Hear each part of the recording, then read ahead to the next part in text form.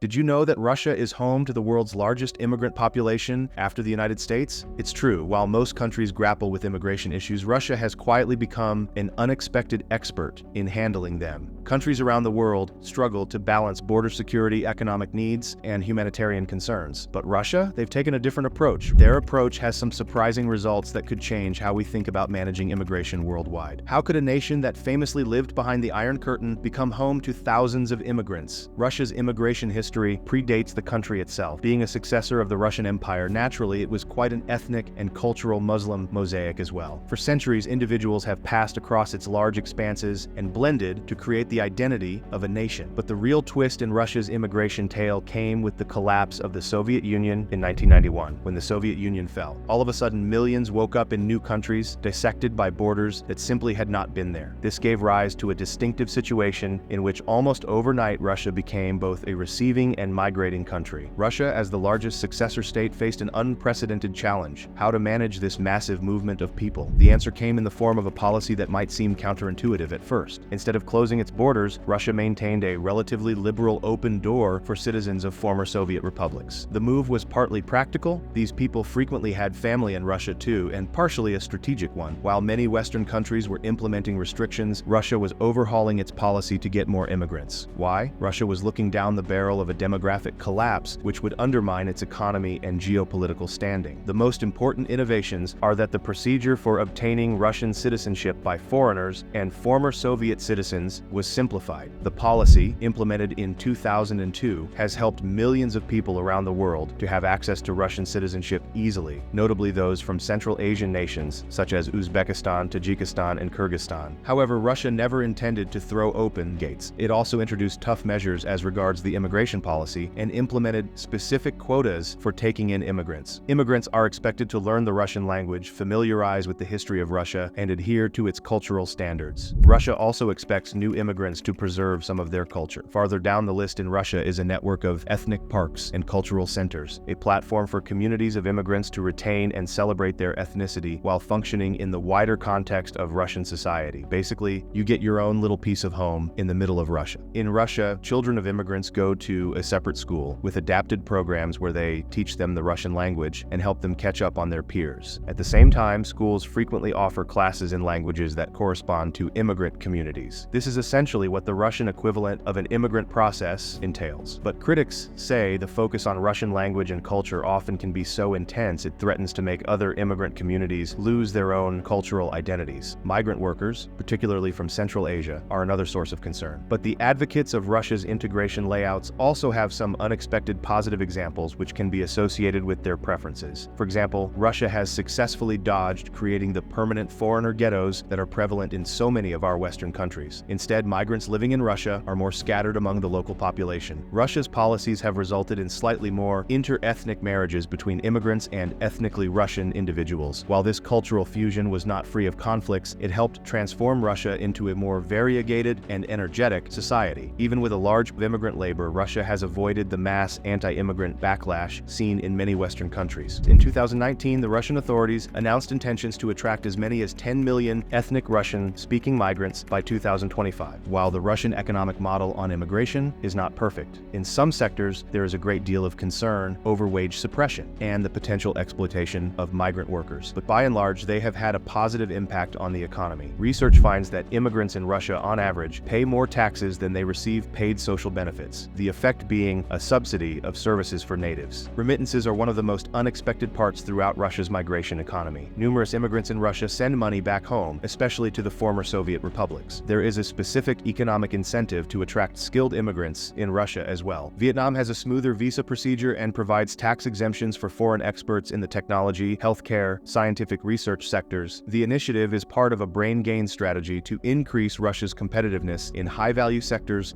of the global economy. The economic impact of Russia's immigration policies extends beyond its borders. By maintaining relatively open borders with former Soviet republics, Russia has created a kind of economic safety valve for these countries. When economic conditions worsen in places like Tajikistan or Kyrgyzstan, workers can easily move to Russia, reducing unemployment pressures at home. Russia displayed a beautiful example of economic approach to immigration, but it's in their technological progress that they really shine. How has a nation notorious for its paperwork turned into one of the most digitally streamlined immigration departments in the world. Russia handles more than 17 million immigration documents annually via a single national digital service. This is no mere digitization of the old paperwork. It's a new approach to how immigration can be approached in an online world. In 2014, Russia whispered a single migration database and the adventures of trying to get high-tech immigration management going on. This infrastructure linked together different government agencies, which improved the tracking and control of immigrant populations. Russia significantly expanded the digital patent system for migrant workers in 2020. This streamlined work permit access and provided for more effective monitoring of labor movement. Russia has essentially made applying for a work visa as easy as you would order delivery. Meanwhile, farther down in the Russian tech arsenal, AI for immigration control. To determine where the biggest problems are, his AI software takes a look at established migration routes and warns of upcoming risks to security based on them. It is called Migrant One. This is not about building walls. It's simply restructuring the system to help ensure those entering our country are doing so for a legitimate reason. To note that in 2021, Russia launched biometric registration for foreigners. It includes a facial recognition system that captures the image of immigrants to confirm their identity, as well as preventing fraud and facilitating registration. Think about the border control at an airport where your face is basically your passport, specifically with no more fumbling for documents and wasting your time in long lines, just a scan away. Russia's immigration tech goes after a level of efficiency similar to that. However, when it comes to Russia's technological method of controlling its immigrant community statistics, this is not a question about efficiency or control. It's also about integration. The state has launched an online platform, social and mobile applications, to assist immigrants in learning Russian, orientate in the basic laws of everyday life, and also search for areas where their competence is interesting. These tools are available in multiple languages to serve immigrants of all nationalities. With access to large amounts of immigration-related data, Russian authorities can see patterns evolving and even take corrective actions proactively. This data-driven methodology provides a more adaptable and agile system to manage immigration. This capacity has reached the field of border control. That investment has borne fruit through innovations such as e-gates that can handle travelers while ensuring security. These systems make a call on who is to be allowed access based on their government-issued documents and subsequent biometrics, all of which are pulled through risk assessment algorithms in milliseconds. Russia is one step ahead of the West amid failed immigration systems in Europe and the US. That's not to say Russia has it all figured out. There are worries about data privacy in a dystopian surveillance state. Even so, the productivity benefits are plain to see. The effects of this approach towards using technology in the immigration crackdown is not confined to Russia domestically. India has exported its knowledge base to several countries, especially those of Commonwealth of Independent States, CIS. As a result, this technology transfer has paved the road to assist in standardizing and streamlining our increasing immigration processes throughout the region. Russia has a very sophisticated level of efficiency in immigration management. The policies that failed to solve even one illegal alien shortage crisis are another story. Picture a nation that knows how to learn as much from its stumbles as it does from itself. Could the same practice that led to Russia's worst immigration mistakes also be what makes its best strategies work? Russia was not a haven for immigrants, let me surprise you. A few of their early immigration control measures were so disastrous that they are infamous even today. Except these failures may be the secret sauce for Russia being successful now. Russia's early approach to labor migration in the 2000s is a case in point. The government had announced a quota for work permits to foreign countries. Sounds reasonable, right? Well, not quite. Very often they were based on quotas without taking into account the genuine needs of the labor market, which, as a consequence, created more illegal immigrants and labor shortages in some sectors. Down this crazy road a bit, we had the Russians trying to push through their own list of preferred professions as late as 2010. It was intended to bring specialists in certain fields, but the list was so short and rigid that it did not respond to a country with multifaceted labor demand. This left many key sectors, such as in construction and agriculture, struggling to find enough workers. But turning to the more distant past in Russia's book of immigration missteps, there was 2013 Russian language law. The law required all migrant workers to take a Russian language exam, however advanced their work might be. Although the intentions were good, it was too aggressively implemented. There were many well-qualified workers who could have made substantial contributions to the economy, but they often got rejected just because of how complicated Russian grammar is. To give you an idea, back in 2015, Russia initiated a set of complex exams for migrant workers, including the knowledge about Russian language as well as its history and laws. At first, people who were